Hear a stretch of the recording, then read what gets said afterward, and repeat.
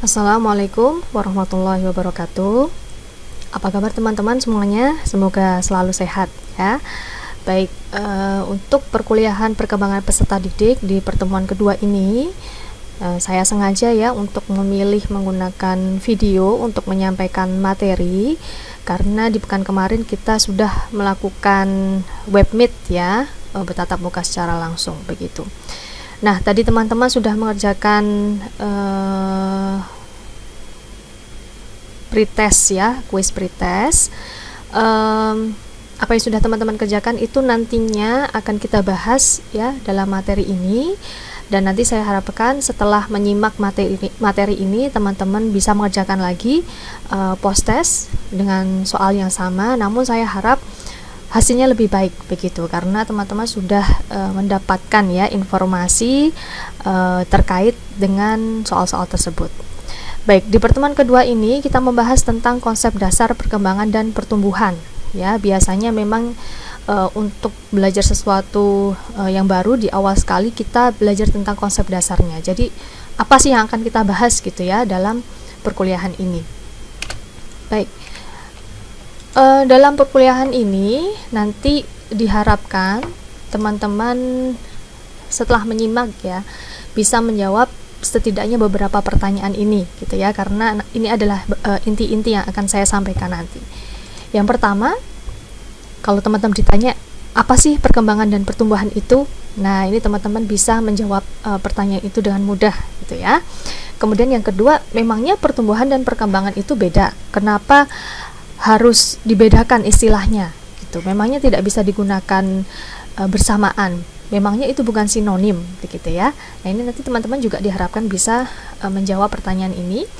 Kemudian juga apakah saya dan Anda, kita semua gitu ya, mengalami proses perkembangan yang sama atau beda-beda nih setiap orang gitu. Nah, kemudian tantangan apa saja yang kita lalui sejak dalam kandungan gitu ya, kan karena ada ungkapan hidup itu adalah perjuangan gitu ya. Nah, tantangan atau perjuangan apa sih yang kita lalui ya sejak dalam kandungan gitu sampai menjadikan kita menjadi pribadi yang saat ini gitu. Kemudian yang kelima, manusia itu kan diciptakan Allah dengan berbagai software gitu ya, ibarat komputer gitu ya, di dalamnya ada software yang kemudian membuat komputer itu bekerja dengan baik. Nah, pada manusia softwarenya itu apa aja sih gitu ya, supaya membuat fungsi dia sebagai manusia itu berjalan sepenuhnya gitu. Kemudian yang keenam, nah ini saya masukkan ya perspektif Islam, karena ini untuk mewarnai ya apa yang kita pelajari, supaya kita sadar bahwa Islam itu pun juga sudah menyampaikan ya ilmu gitu dalam yang disampaikan oleh Allah gitu. Nah, nanti kita juga bahas periode perkembangan manusia menurut perspektif Islam gitu. Nah, teman-teman juga diharapkan bisa menjawab terkait dengan hal itu. Baik, oke. Coba ingat-ingat lagi ya, mungkin selama perjalanan hidup Anda sampai hari ini gitu, dulu waktu sekolah mungkin ya, pernah nggak mengalami hal-hal kayak gini? Yang pertama, tidur di kelas gitu ya. Mungkin entah itu karena mengantuk, entah itu karena bosen, entah karena itu lelah gitu ya. Mungkin ada di antara teman-teman juga tidur di kelas ya. Saya pun pernah juga waktu sekolah tidur di kelas. Nah, ini juga tidak menutup kemungkinan ketika teman-teman menghadapi siswa Anda besok gitu ya, ada juga yang mengalami seperti ini. Nah, perilakunya yang dilihat adalah apa? Tidur gitu ya. Tapi sesuatu yang belum kita tahu pasti apa alasan dia tidur gitu ya. Apa alasan dibalik itu? Karena satu perilaku itu penyebabnya juga bisa macam-macam gitu ya. Tadi ya, ada yang dia tidur karena lelah, ada yang tidur karena bosan, ada yang tidur karena mungkin lapar, jadi mending tidur aja di kelas gitu ya. Oke, yang kedua ini juga mungkin ada yang pernah mengalami ya. Nah, mungkin ada yang suka nyuri-nyuri ngemil di kelas gitu. Nah, siapa yang dulu suka seperti itu? Nah, ini juga satu perilaku, tapi mungkin alasan yang menyebabkan perilaku ini juga berbeda-beda bagi setiap siswa gitu. Dan mungkin juga ini teman-teman akan mengalami hal itu ketika menjadi pendidik atau guru. Yang ketiga, nah ada yang punya saudara, kakak atau adik gitu. Nah, menurut beberapa penelitian, bagi saudara ya yang jarak lahirnya berdekatan itu rentan ya untuk mengalami yang namanya sibling rivalry atau persaingan antar saudara. Entah itu karena iri ya, atau entah karena perebutan perhatian orang tuanya atau berebut mainan, itu kan sangat mungkin terjadi hal yang seperti ini gitu. Kemudian ini, nah nggak pede karena jerawat. Ini biasanya mbak-mbak nih ya yang kurang pede karena jerawat, karena mungkin jadi merasa kurang kurang menarik begitu ya, atau malu gitu karena ada sesuatu yang mungkin orang justru fokus ke jerawatnya daripada ke orangnya gitu. Nah kemudian, nah ini ya istilah baru ini, bucin gitu ya, merasa senang sekali dengan seseorang begitu, sampai kemudian rela melakukan apa saja begitu untuk orang yang disukai tersebut begitu ya, sampai kemudian mungkin tidak mempertimbangkan lebih jauh tentang beberapa hal, tentang manfaat dan kerugiannya misalnya seperti itu. Nah mungkin ini adalah hal-hal yang biasa ya terjadi di kehidupan kita sehari-hari, tapi sebenarnya ini sangat bisa untuk dijelaskan melalui ilmu psikologi, dan ini terjadi ketika seseorang itu berkembang begitu. Jadi sangat mungkin misalnya kita mengalami yang namanya lelah ya, kemudian performa bekerja kita turun gitu ya, dan lelah itu pun juga dipicu oleh berbagai hal. Kemudian juga ketika kita bertambah usia ya, dari anak-anak, dari SD kemudian menuju ke usia remaja, ini pun juga akan secara alami terjadi perubahan hormon yang kemudian menyebabkan berbagai perubahan pada tubuh kita. Dan salah satunya dampaknya ini adalah pada jerawat tadi misalnya ya. Ini salah satu contoh aja. Ketika hormon itu berubah, itu pun juga akan menyebabkan hal-hal lain. Seperti apa? Misalnya seperti pematangan organ-organ reproduksi gitu ya. Bagi perempuan akan ditandai dengan bermulanya menstruasi, sementara yang laki-laki nanti akan ditandai dengan mimpi basah gitu. Artinya organ reproduksinya ini mulai berfungsi gitu. Nah kemudian hormon ini pun juga akan mempengaruhi hal-hal yang lain yang tersier mungkin juga ya, kaitannya dengan emosi, sehingga ini terjadi yang namanya bucin tadi ya, karena mulai membangun kedekatan, ketertarikan dengan lawan jenis begitu, sehingga emosi-emosi seperti itu muncul. Nah ini adalah hal-hal yang wajar gitu ya, hal-hal yang wajar yang terjadi di sekitar kita. Namun tidak banyak yang kemudian paham ya tentang bagaimana proses ini terjadi. Begitu juga dengan guru-guru yang mungkin menghadapi siswa-siswanya seperti ini, tapi kurang paham tentang dinamika di belakangnya begitu. Nah ini adalah tugas kita sebenarnya, supaya paham ketika anak-anak kita ya, siswa-siswa kita mengalami hal-hal yang semacam ini, perilaku-perilaku yang mungkin bagi kita kurang pantas mungkin ya, atau berbeda dengan yang lainnya. Nah kita berusaha untuk memahami proses yang terjadi di belakangnya gitu. Oke. Nah itu prolognya. Nah sekarang yang pertama, pertanyaannya, apa sih sebenarnya pertumbuhan dan perkembangan itu? Oke, di sini teman-teman melihat sebuah gambar ya. Ini sebuah proses yang terjadi pada manusia sejak bayi ini ya. Bayi dia baru bisa duduk, kemudian dia mulai merangkak. Dari merangkak dia mulai belajar berjalan, dia mulai berjalan secara seimbang gitu ya, mulai berlari-lari kecil, kemudian bisa berlari kencang sampai lompat gitu ya, dan berlari gitu. Nah dari gambar ini kita bisa mengetahui bahwa di dalamnya ada yang namanya proses tumbuh dan ada proses berkembang. Ketika bayi ini bertambah tinggi gitu ya, teman-teman lihat di sini, dia dari duduk kemudian merangkak, ini kan dari panjang tumbuhnya ini semakin bertambah ya, kemudian dia bisa berjalan bertambah tinggi, kemudian bisa kita lihat juga volume tubuhnya itu kan semakin bertambah juga ya, kemudian sampai dia masuk ke anak-anak menuju remaja, ini juga secara tinggi badan juga bertambah. Nah ini yang namanya dengan tumbuh gitu ya. secara fisik bisa kita lihat dengan mudah gitu, karena dia bertambah tinggi, bertambah berat badan, lingkar kepalanya juga bertambah. Nah, ini ya, hal-hal yang berkait dengan perubahan fisik yang bisa dilihat dan bisa diukur, ini biasanya kita sebut dengan tumbuh. Nah, kemudian berkembang. Nah, ini teman-teman juga lihat di sini, dari yang awalnya duduk, kemudian bisa merangkak, kemudian bisa berjalan sedikit gitu ya, kemudian berjalan dengan seimbang, sampai kemudian bisa berlari. Ini adalah sebuah keterampilan yang dia didapat dengan bertahap gitu. Nah, hal-hal seperti ini termasuk dalam hal-hal psikologis sebenarnya ya, yaitu perubahan yang terjadi terus-menerus dari hal-hal yang kecil sampai hal-hal yang besar gitu. Nah, ini yang kita sebut dengan berkembang. Jadi perubahan-perubahan yang terkait dengan proses psikologis gitu ya, itu kita sebut dengan berkembang. Kalau di sini mungkin kaitannya keterampilan motorik ya, tapi di dalam perubahan ini juga pasti terjadi perubahan aspek yang lain. Bagi anak bayi gitu ya, yang baru saja duduk, kemudian dibandingkan dengan anak-anak yang sudah bisa berlari, secara sosial itu pun juga akan berbeda gitu ya. Bagi bayi yang baru bisa duduk, dia lingkungan terdekatnya ya adalah orang tua. Sementara bagi anak-anak yang sudah bisa berlari, bermain dengan teman-teman yang lain, tentu lingkungan sosialnya lebih luas gitu, sehingga juga secara emosi pun ini juga akan berkembang gitu ya.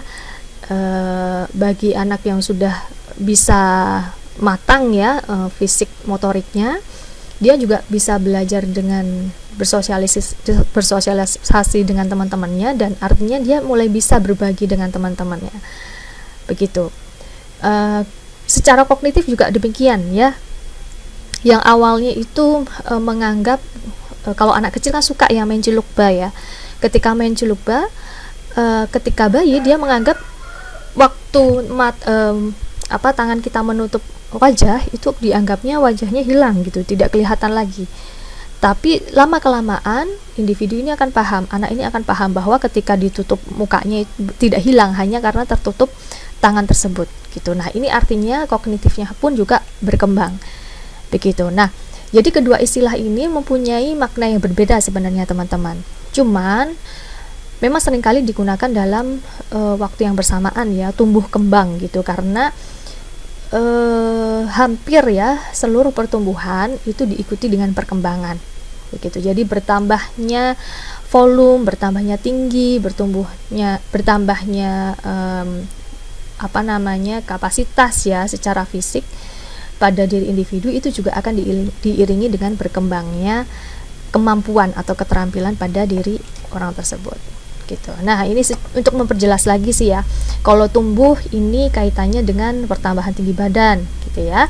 Sementara kalau berkembang nih teman-teman bisa lihat di sini, ini contoh ya, misalnya dari zaman primata dulu ya, orang-orang prasejarah dulu,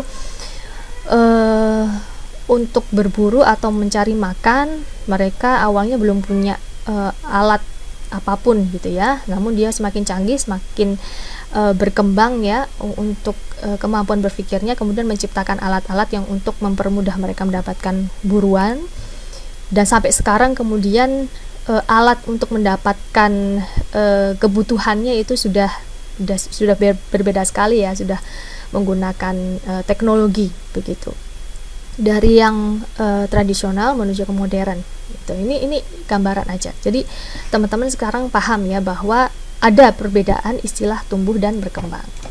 Oke. Nah, yang kedua, emangnya pertumbuhan dan perkembangan itu berbeda?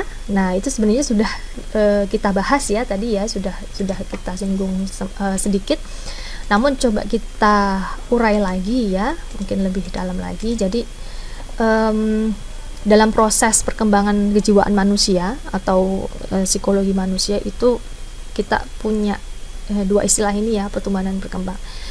Nah, perkembangan sendiri ini diartikan sebagai long-term changes in a person's growth, feelings, patterns of thinking, social relationship, and motor skills. Jadi perubahan dalam jangka panjang gitu ya pada pertumbuhan gitu ya, perasaan, pola pikir, hubungan sosial, dan keterampilan motorik.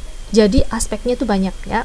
Aspeknya ada itu tadi ya, hubungan sosial, ada keterampilan motorik, ada perasaan, ada pola pikir begitu, dan itu berubah terus-menerus dalam jangka waktu yang panjang.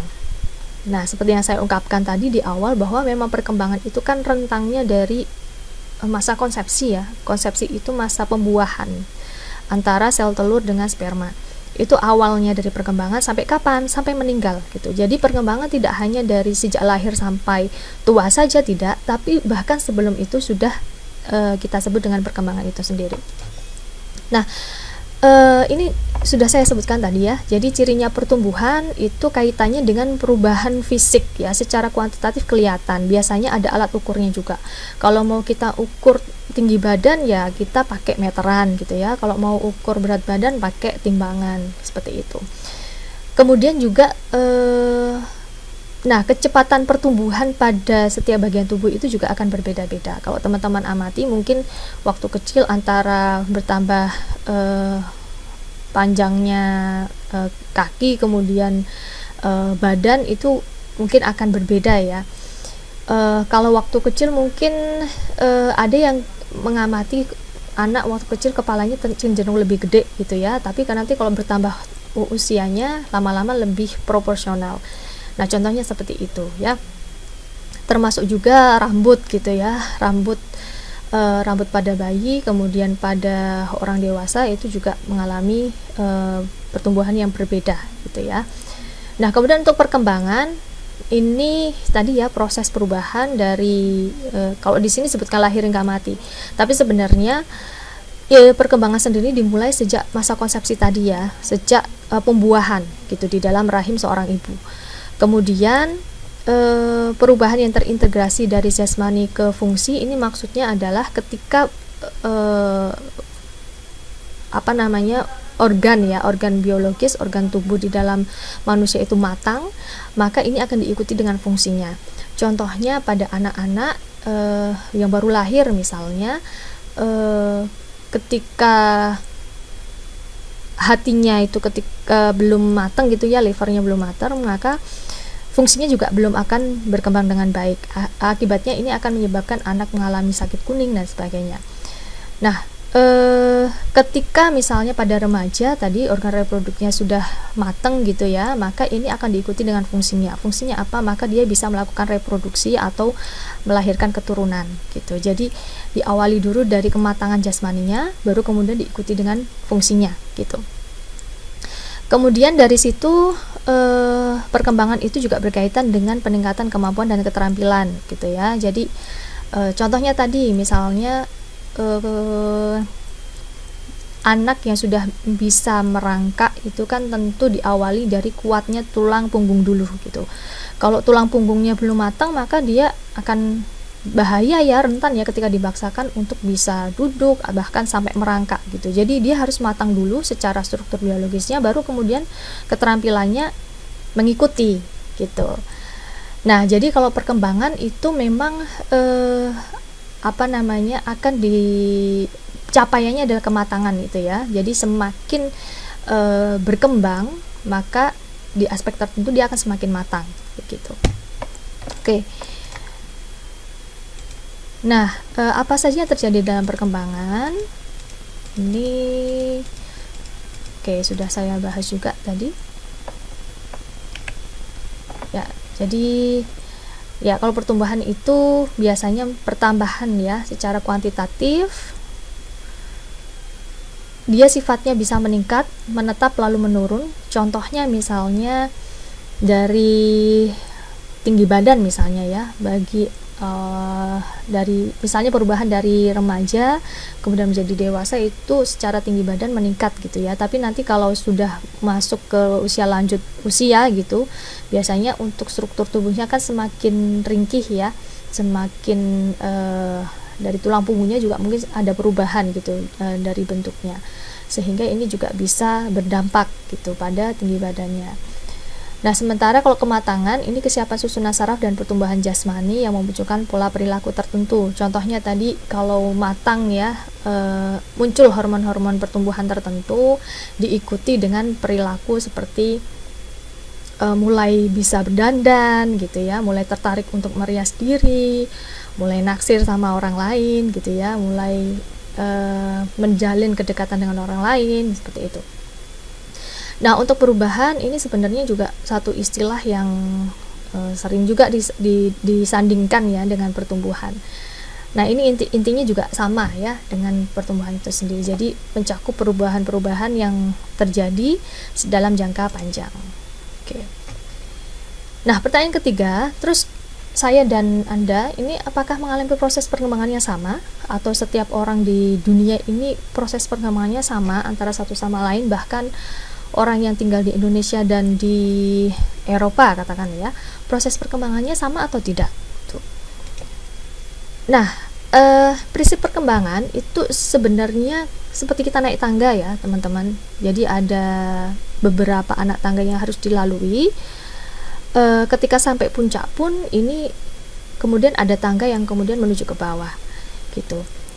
Dan kecepatan antara satu orang dengan yang lain untuk sampai ke puncak itu juga bisa jadi berbeda-beda. Ada yang naik tangganya satu persatu gitu ya, itu yang normal gitu ya. Normalnya kita naik tangga itu ya satu persatu gitu ya. Tapi ada juga yang kemudian naik tangganya itu loncat ya, loncat satu gitu. Jadi satu tangga tidak dipijak tapi langsung loncat ke tangga berikutnya. Dari tangga ke satu naik ke tangga ketiga, kemudian kelima. Itu juga ada yang seperti itu. Kemudian ada juga yang agak lambat gitu ya, jadi pelan-pelan gitu naiknya, sampai ke puncaknya pun juga pelan-pelan gitu juga ada. Jadi perkembangan pun juga semacam ini, antara satu dengan yang lain, orang satu dengan yang lain, kecepatannya pun juga bisa jadi berbeda. Ada yang normal gitu ya, sama seperti orang pada umumnya. Ada yang cepat sekali naik sampai ke puncak gitu ya, untuk mencapai keterampilan-keterampilan tertentu. Dan ada juga yang cenderung lebih lambat dari yang lain. Namun satu yang pasti, bahwa perkembangan itu nanti juga pada saatnya dia akan mengalami penurunan. Dia akan turun seperti tangga juga ya. Kenapa begitu? Kenapa bisa menurun? Ya karena secara fungsi ya tubuh, kemudian ketika usia itu sudah bertambah, itu akan mengalami penurunan ya di segala aspek, secara kognitif, secara fisik, secara emosi, ini juga akan berubah gitu. Nah, secara umum memang yang terjadi antara satu orang dengan yang lain ini akan sama ya, bahkan di orang di belahan dunia manapun gitu. Nah, prosesnya ini nggak akan pernah berhenti sampai kapan, sampai orang itu mati atau meninggal gitu. Jadi dia akan terus berubah. Anda saat ini mungkin akan berbeda dengan Anda nanti 1 jam mendatang ya, karena pengalaman yang didapatkan juga bertambah gitu. Dan coba Anda lihat juga ya, Anda 2 tahun yang lalu dengan Anda yang sekarang itu juga pasti mengalami perubahan gitu. Satu hal mungkin contohnya yang konkret gitu ya, ketika Anda membaca tulisan Anda waktu SMP atau SD, mungkin kalau dibaca sekarang ketawa kali ya, ini nulis apa sih waktu itu gitu. Dan itu juga saya alami gitu ya. Misalnya 3 tahun yang lalu saya menulis artikel, kemudian saya baca lagi, saya mungkin akan geli ya, ini nulis apa sih kok nggak jelas seperti ini gitu. Nah, artinya ini sebagai tanda ya bahwa kita terus berubah dan berproses gitu, tidak pernah berhenti. Nah, semua aspek saling mempengaruhi. Nanti nah ini aspek nanti yang akan kita sebut sebagai softwarenya manusia ya. Ini nanti kita bahas di nomor berikutnya. Jadi ketika kemampuan kognitif kita berkembang, ini juga akan mempengaruhi bagaimana kita mengelola emosi. Kemudian juga dari keterampilan kita mengelola emosi, kita bisa menjalin hubungan sosial yang lebih baik. Dari situ kemudian berkembang ke hal-hal yang lain gitu. Jadi bayangkan kalau misalnya keterampilan emosinya tidak baik, emosinya meledak-meledak gitu ya, gampang marah gitu kan, pasti hubungan sosialnya juga tidak terjalin dengan baik gitu. Nah, sehingga semua aspek dalam manusia itu dikatakan saling mempengaruhi gitu ya. Semakin matang pada satu aspek, nah ini biasanya juga akan diikuti dengan aspek-aspek yang lain. Oke, ada diferensiasi, ini ada perbedaan gitu ya antara satu tahap dengan yang lainnya. Jadi karena selalu terjadi perubahan gitu pada satu aspek di jenjang yang berbeda, di tahap yang berbeda, ini akan ada perbedaannya. Oke. Kemudian mengikuti pola atau arahan tertentu. Ini nanti mungkin akan kita bahas lebih dalam ketika bicara tentang perkembangan masa bayi ya, karena ini nanti fungsi-fungsinya karakteristiknya lebih erat di sana gitu. Kemudian tempo berlainan pada tiap aspek. Nah, misalnya perkembangan kognitif itu lebih cepat dibandingkan perkembangan emosi, atau perkembangan fisik itu biasanya yang lebih awal dialami oleh anak-anak dibandingkan perkembangan emosinya gitu. Karena ketika individu baru saja lahir gitu ya, nah tentu yang paling difokuskan itu adalah pertambahan berat badan, pertambahan lingkar kepala, kemudian panjang badan, itu pertama kali yang diperhatikan gitu, sementara yang lain-lainnya belum ya. Jadi kalau Anda mengamati, kalau punya adik ya atau ponakan itu ketika bayi lahir, baru lahir, itu pasti yang diamati adalah pertumbuhannya gitu ya, tentang fisiknya dulu. Jadi nggak diamati tentang hal-hal yang lain dulu gitu. Yang penting fisiknya dulu yang dipantau. Kalau pertambahan tinggi badan, berat badan itu normal, maka bisa dikatakan dia berkembang dengan baik gitu. Sementara juga belum diperhatikan ya tentang perkembangan kognitifnya, dia sudah mampu melihat atau belum, itu diperhatikan, tapi lebih fokus pada perubahan-perubahan fisik itu. Kalau sejauh penglihatan saat kecil memang menjadi perhatian juga ya, diketahui dengan memberikan stimulasi, misalnya kalau diberikan cahaya atau mainan gitu, dia bisa mengikuti atau tidak, itu termasuk juga. Kemudian mendengarkan suara-suara, dia bisa mengikuti atau menoleh atau tidak begitu. Nah, oke. Setiap fase memiliki ciri khas gitu ya. Jadi di masa kanak-kanak dengan masa remaja itu punya ciri khasnya sendiri dalam perkembangannya. Untuk anak-anak dia memang dikenal dengan masa-masa bermain ya. Jadi interaksinya itu juga dan gaya belajarnya juga sangat erat kaitannya dengan bermain. Jadi kalau ada orang tua yang kemudian menyebut anaknya dolan wae gitu ya, main terus, ya memang dunia mereka waktu itu sedang bermain gitu ya. Sementara nanti ketika sudah masuk ke remaja, tentu tanggung jawabnya sudah berbeda gitu. Oke. Nah, yang keempat, tantangan apa saja yang kita lalui sejak dalam kandungan gitu ya. Seperti yang saya sampaikan tadi, hidup itu penuh perjuangan ya, bahkan sejak dalam kandungan pun kita juga berjuang gitu ya untuk melawan atau menghadapi berbagai rintangan gitu. Nah, perkembangan itu ada risiko-risikonya teman-teman ya. Kalau di sini disebutkan ada 4, dari risiko prenatal, risiko natal, risiko postnatal, dan risiko psikologis. Kita masuk di risiko prenatal dulu. Prenatal ini sebelum kelahiran, jadi ketika dia masih dalam kandungan.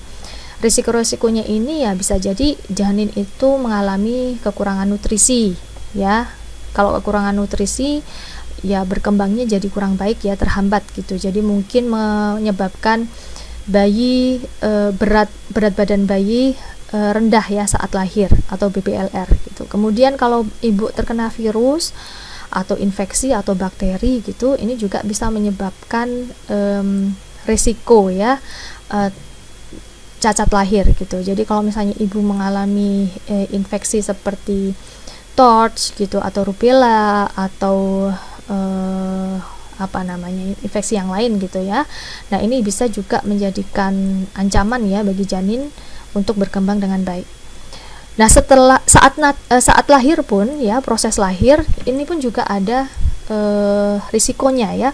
Walaupun misalnya saat dalam kandungan itu oke gitu ya, berkembang dengan baik, tapi ketika proses kelahiran ini ada gangguan, misalnya ibu kurang tenaga ya, bisa mengatur nafas saat melahirkan, kemudian bayinya terjebak terlalu lama di jalan lahir, kemudian menyebabkan si bayi ini kekurangan oksigen terlalu lama. Nah, ini juga bisa menyebabkan bahaya ya pada bayi. Atau mungkin ketubannya itu pecah terlalu lama sehingga bayi di dalam kandungan itu banyak meminum air ketuban, dan keracunan air ketuban itu juga memungkinkan ya kemudian membuat gangguan dari perkembangannya. Nah, setelah lahir pun ini juga masih ada ya risiko-risikonya.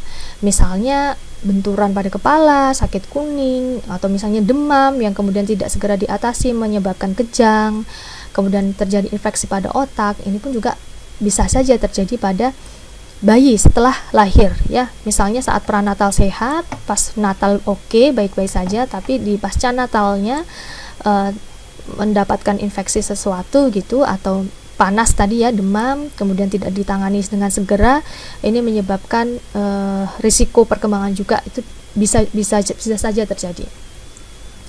Nah, selain itu setelah lepas dari masa bayi gitu ya, dia masuk ke masa remaja atau anak-anak gitu dan mengalami gangguan psikologis gitu ya.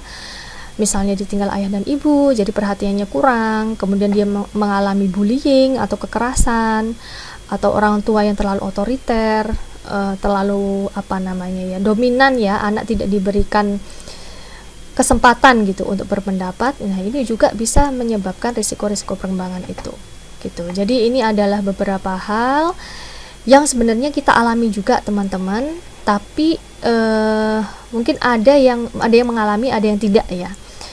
Nah, bagi yang mengalami dan kemudian bisa lolos dari ini kan artinya luar biasa ya, dia bisa mengatasi atau bisa melalui risiko-risiko tersebut dengan aman gitu. Namun ada juga ya kemudian saat ini ya berada di posisi seperti ini, kan kita sudah posisinya sudah pasca natal jauh ya, sudah usia 18-19 begitu. Nah, di usia ini hal-hal yang kemudian bisa mempengaruhi perkembangan adalah faktor psikologis ya, kaitannya dengan hubungan kita dengan orang lain, kemudian hubungan kita dengan diri kita sendiri gitu ya. Kadang orang yang terlalu cemas itu kan kadang terlalu terlalu risau ya dengan apa yang akan terjadi di masa depan gitu, atau mungkin terlalu memikirkan apa yang orang pikirkan tentang kita gitu. Nah, ini adalah risiko-risikonya. Oke. Nah, yang kelima, manusia diciptakan Allah itu dengan berbagai software.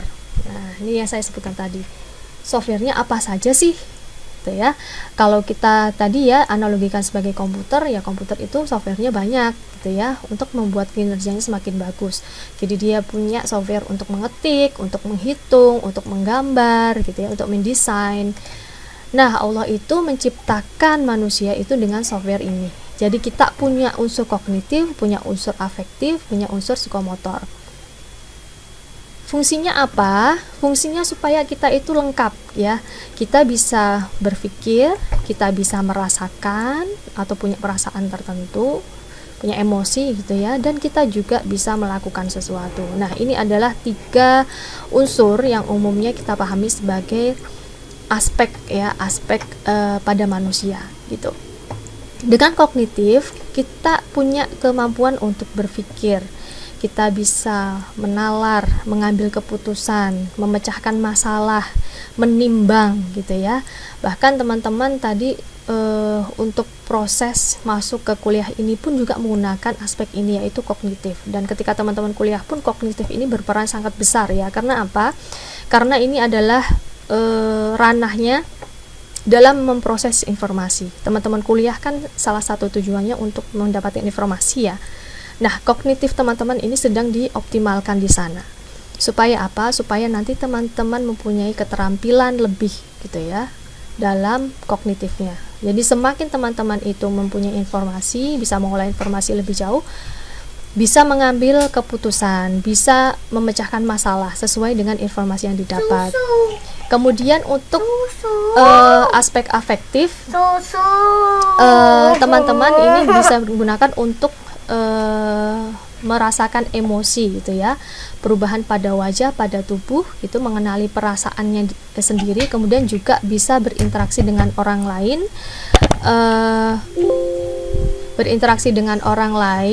tahu gitu ya emosi yang dirasakan oleh orang lain dengan ekspresi wajahnya gitu. Kemudian untuk psikomotor, teman-teman bisa bergerak ya sesuai dengan apa yang dipikirkan dan apa yang dirasakan gitu. Nah, psikomotor sendiri terdiri dari 2 biasanya ya, motorik kasar dan motorik halus. Motorik kasar ini adalah gerak-gerak yang melibatkan otot besar seperti berjalan, melompat, berlari gitu. Kemudian motorik halus ini melibatkan otot kecil ya, seperti menulis, menggambar, menggunting, menjahit gitu, kemudian mengancingkan baju. Dan tentu ini juga berkembangnya dari hal yang paling sederhana ya. Semakin matang maka motoriknya semakin bagus gitu. Nah, ini adalah software yang diberikan oleh Allah ya, atau aspek yang diberikan oleh Allah dalam diri kita, menjadikan kita orang yang komplit ya, orang yang lengkap gitu. Ada tidak orang-orang yang tidak punya salah satu software ini? Ada gitu ya. Jadi beberapa orang yang kemudian mengalami gangguan emosi misalnya ya, itu pada salah satu ini tidak berfungsi dengan baik, atau bahkan ada orang yang tidak bisa mengalami emosi tertentu sehingga dia tidak bisa menangis ya, karena tidak tahu apa sebabnya orang menangis itu dan apa yang dirasakan gitu. Sementara pada kognitif ada juga orang yang kemudian kemampuan kognitifnya tidak senormal orang pada umumnya gitu. Jadi dari kemampuan berpikirnya juga jauh ya di bawah. Dan psikomotor juga ada yang mungkin tidak tidak sebaik ya orang pada umumnya, sehingga dalam geraknya juga terhambat. Contohnya bagi orang-orang cacat bawaan gitu ya, atau mungkin keterbatasan ketika lahir ya, dari fungsi indranya tidak berfungsi, sehingga ini juga menghambat dari gerak tubuhnya gitu, sehingga geraknya tidak leluasa begitu. Nah, sehingga bagi kita yang punya software ini secara keseluruhan patut bersyukur ya, karena sudah dibekali dengan software yang sempurna, sehingga ini diharapkan bisa membantu kita memproses informasi atau apapun ya pengalaman di kehidupan ini dengan sebaik-baiknya gitu. Nah, oke. Yang terakhir, ini kalau kita tadi bicara tentang perkembangan ya, perubahan manusia secara umum. Nah, kalau Islam itu menjelaskannya bagaimana sih? Itu. Nah, di Islam sendiri ini untuk ayatnya saya tidak hafal ya, mungkin teman-teman nanti bisa mencari ya kaitannya dengan perkembangan manusia ini. Namun di Al-Quran pun juga disebutkan bahwa ada beberapa tahapan yang akan dilalui oleh manusia selama hidupnya. Secara garis besar ada 3 ya, periode prakonsepsi, periode pranatal, dan periode kelahiran sampai meninggal. Nah, periode prakonsepsi ini adalah sebelum terjadi pembuahan gitu ya. Nah, ini bisa kita sebutkan ya, bisa kita katakan bahwa perkembangan manusia itu baik atau tidaknya itu didahului dengan memilih calon pasangan gitu ya. Jadi sebenarnya pendidikan anak usia dini, pendidikan pada anak itu tidak hanya dimulai dari usia dini saja sebenarnya, tapi sejak memilih calon pasangan gitu. Jadi kalau kita pingin punya keturunan yang baik, pingin melahirkan anak-anak yang baik, maka carilah calon pasangan yang baik juga gitu. Akan lebih bagus misalnya ya teman-teman ketemu pasangannya itu calon pasangan ya, ketemu di organisasi, di masjid, atau di apalah ya, kajian atau mana gitu ya, di kampus gitu. Nah, ini tentu akan lebih baik ketika dibandingkan ya misalnya ketemu misalnya calon pasangan di tempat-tempat yang tidak seharusnya gitu. Nah, ini adalah langkah pertama ya dalam perkembangan menurut Islam. Kemudian di periode pranatal ini dibagi menjadi 4 ya. Ini pun disebutkan dalam Al-Quran. Ada fase nutfah yang terjadi dari usia 0 sampai 40 hari, kemudian fase alaqah atau embrio ini terjadi di usia 40 hari, kemudian dilanjutkan dengan fase mudghah atau janin yang ketika usia 4 bulan ini ditiupkan ruhnya gitu. Jadi di usia 4 bulan ini janin yang ada di perut ibu itu sudah mempunyai ruh, sudah mempunyai jiwa gitu ya. Dan sehingga dia juga sudah bisa bergerak. Kemudian janin yang ada di dalam perut ibu itu yang sudah usia 4 bulan, selain bisa bergerak, dia juga sudah bisa mendengarkan ya suara-suara di luar perut ibunya. Dan umumnya ini juga dianjurkan untuk mengajak janin tersebut berinteraksi ya. Jadi ayah atau ibu ini sering ajak ngomong ya janin di dalam perutnya begitu. Meskipun nggak ada yang jawab gitu ya, tapi janin yang ada di dalam perut ibu itu mendengarkan gitu. Termasuk juga dia bisa merasakan kondisi emosi ibunya ya, karena kalau kondisi emosi ibu itu berubah, itu kan sebenarnya dipengaruhi oleh hormon juga ya, mempengaruhi hormon, dan ini juga bisa dirasakan oleh bayi ya, perubahan-perubahan itu. Nah, kemudian yang ketiga adalah periode kelahiran sampai meninggal. Ini oke.